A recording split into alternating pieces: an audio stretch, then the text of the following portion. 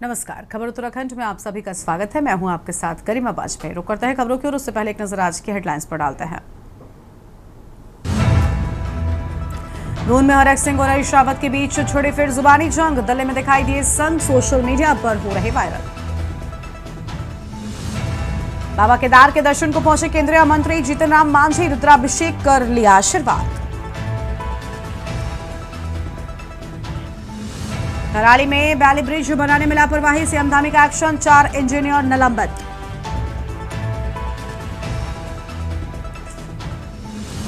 रोहित नेगी हत्याकांड पर मंगलौर बॉर्डर पर मुख्य आरोपियों के साथ पुलिस की रेड, दोनों के पैरों में लगी गोली।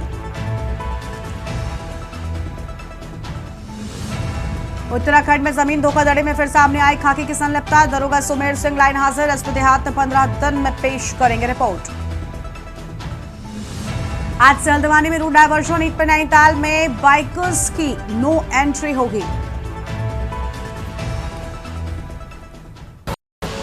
आप देख रहे हैं के न्यूज, खबरों का सारथी। तो कर लेते हैं खबरों की ओर, लेकिन उससे पहले आपको सीधा चमोली लेकर चलते हैं, जहां मुख्यमंत्री पुष्कर सिंह धामी क्या करें, एक बार फिर सुनते हैं। 359 मीटर की ऊंचाई। रक्षा बजट में वृद्धि होकर सैनिकों की सभी आवश्यकताओं की पूर्ति करनी हो या फिर बॉर्डर पर इंफ्रास्ट्रक्चर को मजबूत बनाना हो, ये सभी निर्णय आदरणीय प्रधानमंत्री श्री नरेंद्र मोदी जी के सेना के प्रति सम्मान को दर्शाते हैं। भाइयों बहनों, आदरणीय प्रधानमंत्री श्री नरेंद्र मोदी जी के मार्गदर्शन में हमारी प्रदेश की सरकार भी सैनिकों और उनके परिवारों के कल्याण के लिए पूरी तरह से प्रतिबद्ध है। हमारी सरकार ने जहां एक और सैनिकों के बलिदान के पश्चात उनके आश्रितों को मिलने वाली अनुग्रह राशि जो केवल 10 लाख रुपए की हुआ करती थी, भाइयों बहनों, उसको 50 लाख रुपए कर दिया गया है।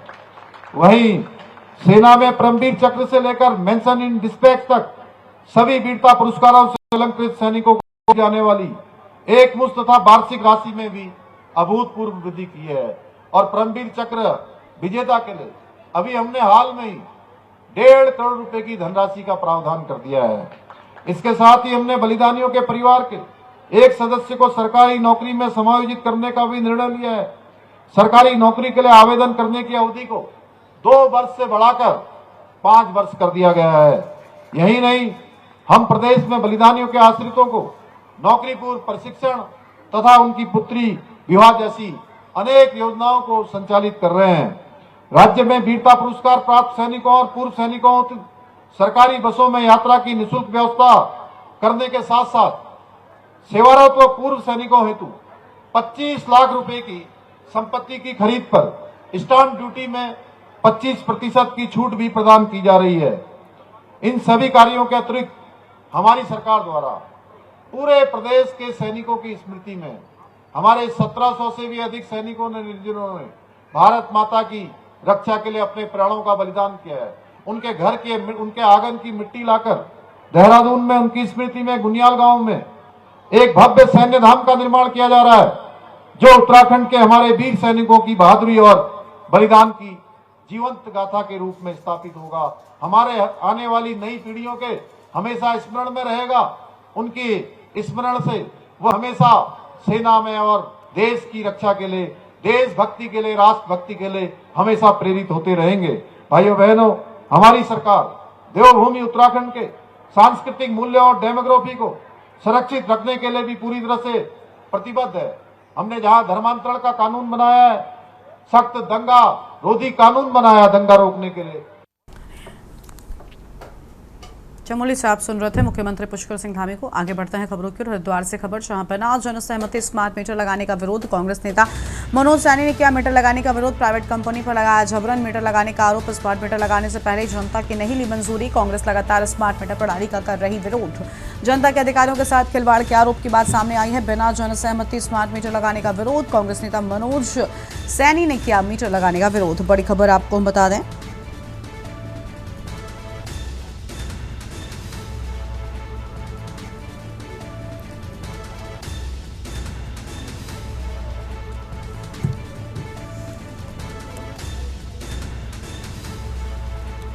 बिना जनसहमति स्मार्ट मीटर लगाने का विरोध, बड़ी खबर आपको हम बता रहे हैं।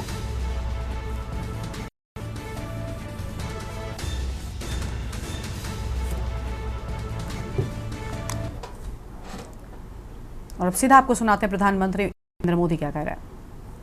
उमर अब्दुल्ला जी, केंद्रीय मंत्रिमंडल के मेरे सहयोगी Ashwini Vaishnav ji, Jitendra Singh, V Somanna ji, deputy CM Surendra Kumar ji, Jammu Kashmir विधानसभा में नेता विपक्ष सुनील जी, संसद में मेरे साथी जुगल किशोर जी, अन्य जनप्रतिनिधिगण और मेरे प्यारे भाई और बहनों,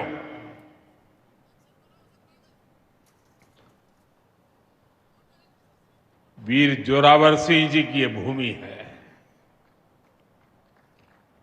मैं इस धरती को प्रणाम करता हूं। साथियों,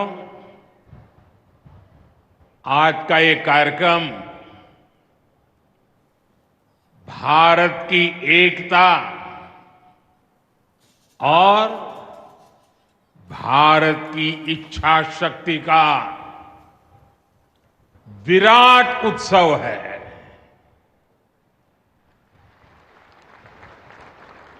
माता वैष्णो देवी के आशीर्वाद से आज वादी कश्मीर भारत के रेल नेटवर्क से जुड़ गई है। मां भारती का वर्णन करते हुए हम श्रद्धा भाव से कहते आए हैं, कश्मीर से कन्याकुमारी, ये अब रेलवे नेटवर्क के लिए भी हकीकत बन गया है। उधमपुर, श्रीनगर, बारामूला, ये रेल लाइन प्रोजेक्ट ये सिर्फ नाम नहीं है, ये जम्मू कश्मीर के नए सामर्थ्य की पहचान है। भारत के नए सामर्थ्य का जयघोष है। थोड़ी देर पहले मुझे चिनाब ब्रिज और अंजी ब्रिज का लोकार्पण करने का अवसर मिला है। आज ही 2 नई वंदे भारत ट्रेनें जम्मू कश्मीर को मिली है। यहां जम्मू में नए मेडिकल कॉलेज का शिलान्यास हुआ है। 46,000 करोड़ रुपए के प्रोजेक्ट्स जम्मू और कश्मीर के विकास को नई गति देंगे। मैं आप सभी लोगों को विकास के नए दौर के लिए बहुत बहुत बधाई देता हूं। साथियों, जम्मू कश्मीर की अनेक पीढ़ियां रेल कनेक्टिविटी का सपना देखते देखते गुजर गई। मैं कल सीएम उमर अब्दुल्ला जी का एक बयान देख रहा था और अभी भाषण में भी बताया। वो भी बोले थे कि जब वो 7वीं 8वीं में पढ़ते थे तब से इस प्रोजेक्ट को पूरा होने का इंतजार कर रहे थे। आज जम्मू कश्मीर के लाखों लोगों का सपना पूरा हुआ है। और ये भी हकीकत है, जितने अच्छे काम है ना, वो मेरे लिए ही बाकी रहे हैं। साथियों, ये हमारी सरकार का सौभाग्य है कि इस प्रोजेक्ट ने हमारे कार्यकाल में गति पकड़ी और हमने इसे पूरा करके दिखाया। बीच में कोविड के कालखंड के कारण भी अनेक मुसीबतें आई, लेकिन हम डटे रहे। साथियों, रास्ते में आने जाने की मुश्किलें, मौसम की परेशानी, लगातार पहाड़ों से गिरते पत्थर, ये प्रोजेक्ट पूरा करना मुश्किल था, चुनौतीपूर्ण था। लेकिन हमारी सरकार ने चुनौती को ही चुनौती देने का रास्ता चुना है। आज जम्मू कश्मीर में बन रहे अनेकों ऑल वेदर इंफ्रास्ट्रक्चर प्रोजेक्ट इसका उदाहरण है। कुछ महीने पहले ही सोनमर्ग टनल शुरू हुई है। अभी कुछ देर पहले ही मैं चिनाब और अंजी ब्रिज से होकर आपके बीच आया हूं। इन पुलों पर चलते हुए मैंने भारत के बुलंद इरादों को, हमारे इंजीनियर्स, हमारे श्रमिकों के हुनर और हौसले को जिया है। चिनाब ब्रिज दुनिया का सबसे ऊंचा रेलवे आर्च ब्रिज है। लोग फ्रांस में, पेरिस में एफिल टावर देखने के लिए जाते हैं,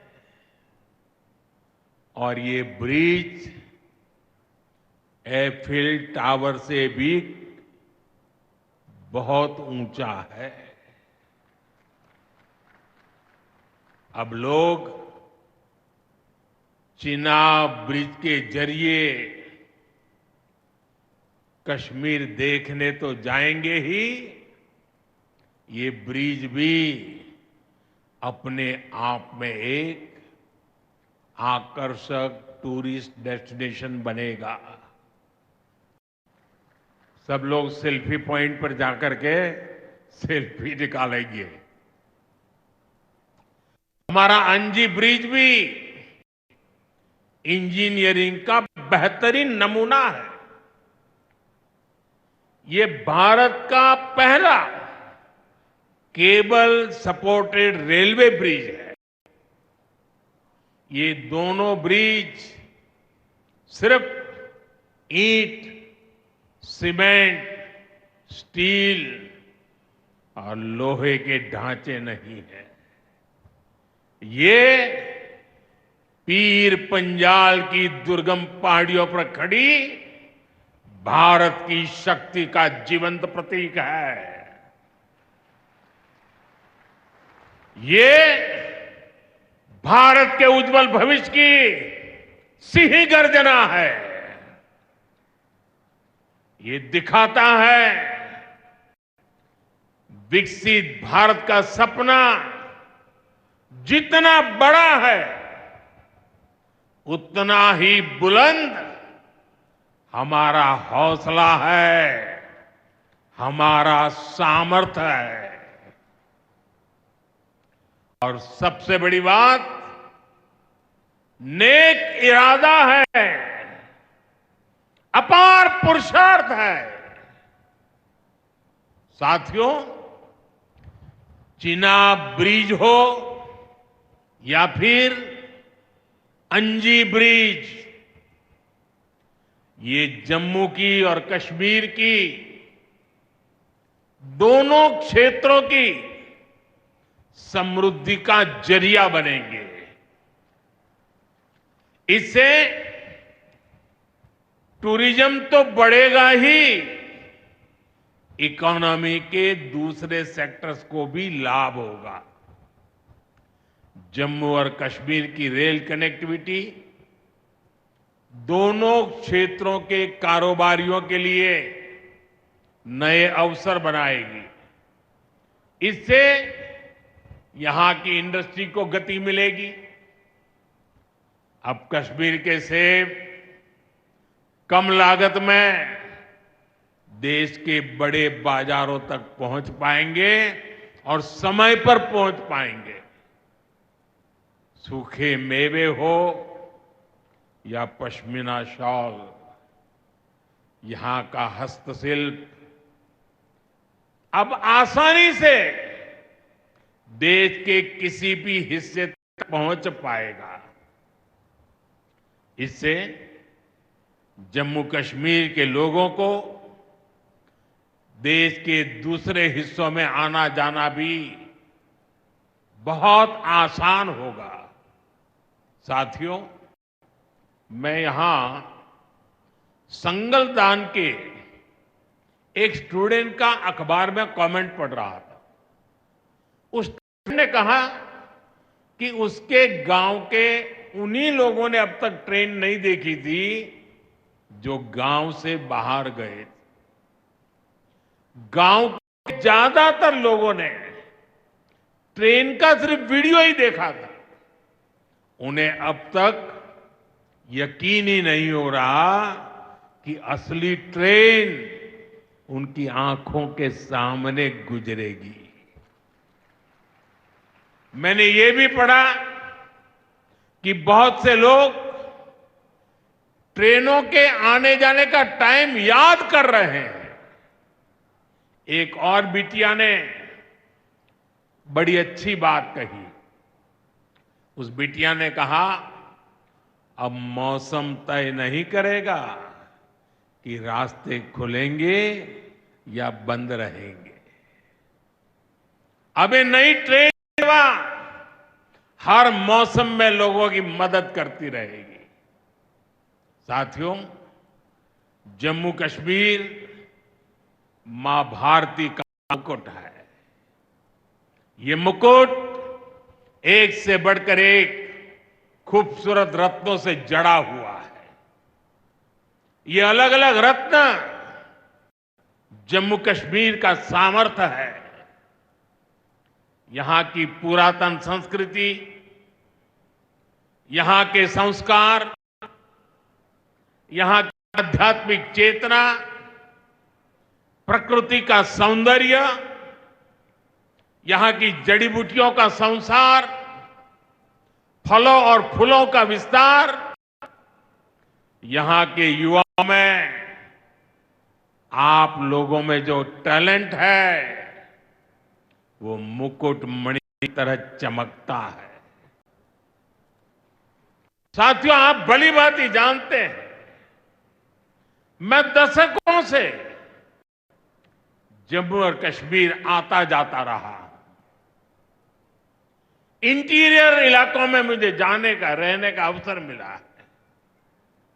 मैंने इस सामर्थ्य को लगातार देखा है, महसूस किया है, और इसलिए मैं पूरे समर्पण भाव के साथ जम्मू कश्मीर के विकास में जुटा हूं। साथियों, जम्मू कश्मीर भारत की शिक्षा और संस्कृति का गौरव रहा है। आज भारत दुनिया के बड़े नॉलेज हब में से एक हमारा जम्मू कश्मीर बन रहा है।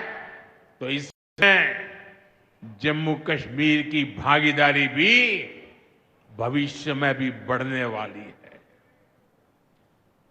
यहां आईआईटी, आईआईएम, एम्स और नीट जैसे संस्थान है। जम्मू और श्रीनगर में सेंट्रल यूनिवर्सिटीज हैं। जम्मू और कश्मीर में रिसर्च इकोसिस्टम का भी विस्तार हो रहा है। साथियों, यहां पढ़ाई के साथ साथ दवाई के लिए भी अभूतपूर्व काम हो रहा है। बीते कुछ सालों में ही 2 स्टेट लेवल के कैंसर संस्थान बने हैं। पिछले 5 वर्षों में यहां 7 नए मेडिकल कॉलेज शुरू किए गए हैं। आप भी जानते हैं, जब मेडिकल कॉलेज खुलता है तो उससे मरीजों के साथ ही उस क्षेत्र के युवाओं को भी सबसे ज्यादा फायदा मिलता है। जम्मू कश्मीर में अब एमबीबीएस की सीटों की संख्या 500 से बढ़कर 1300 तक पहुंच गई है।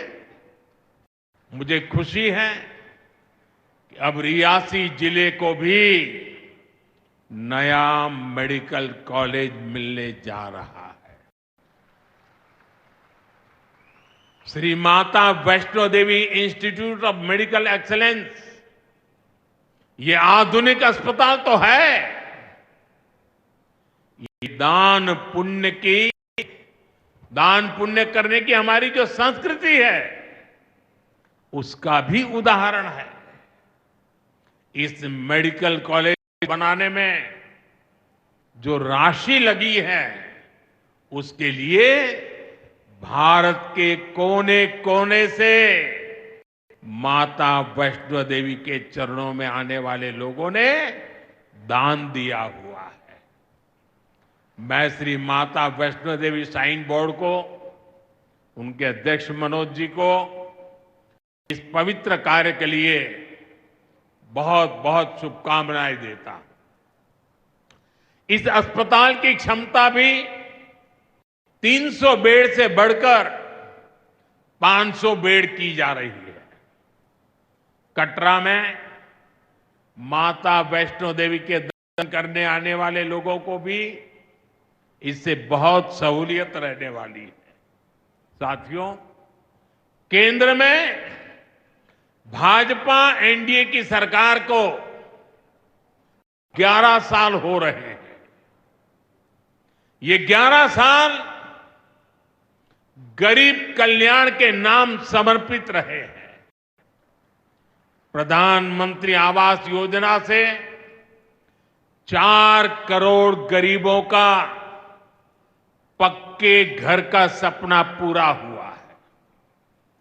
उज्ज्वला योजना से 10 करोड़ रसोइयों, उसमें धुएं का अंत हुआ है। हमारी बहनों को, बेटियों को उनकी सेहत की रक्षा हुई है।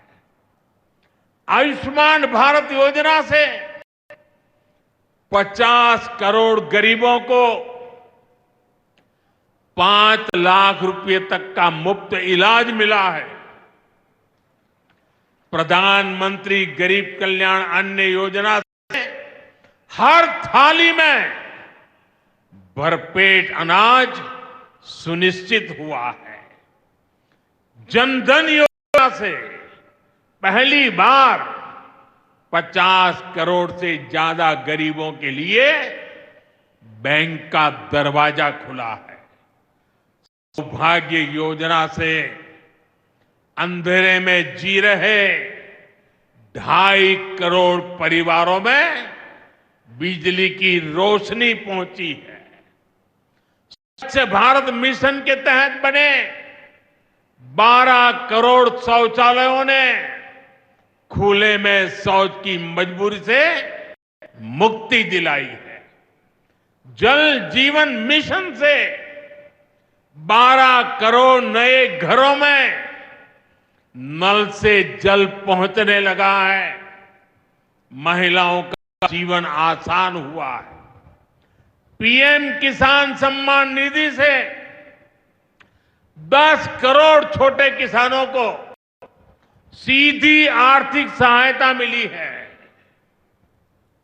साथियों, सरकार के ऐसे अनेक प्रयासों से पिछले 11 साल में 25 करोड़ से ज्यादा गरीबों ने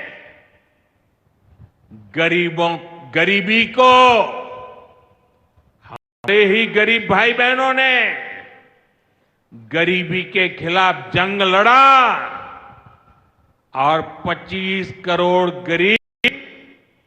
गरीबी को परास्त कर करके, विजयी होकर के गरीबी से बाहर निकले हैं। अब वो नए मध्यम वर्ग का हिस्सा बने हैं। जो लोग अपने आप को समाज व्यवस्था के एक्सपर्ट मानते हैं। आप देख रहे हैं के न्यूज, खबरों का सारथी।